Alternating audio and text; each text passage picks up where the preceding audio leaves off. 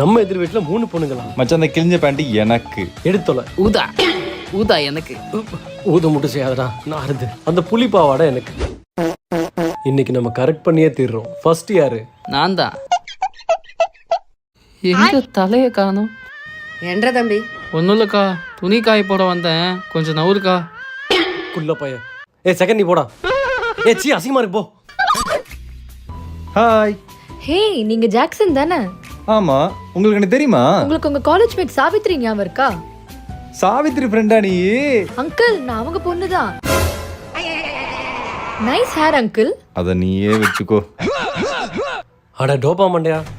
சரி, நம்ம time waste பண்ணாம கரெக்ட் பண்ணுவோம். என்ன உதறா செக்க செவந்த வானம். ஹாய் அமெரிக்கி. చీ చీ చీరెను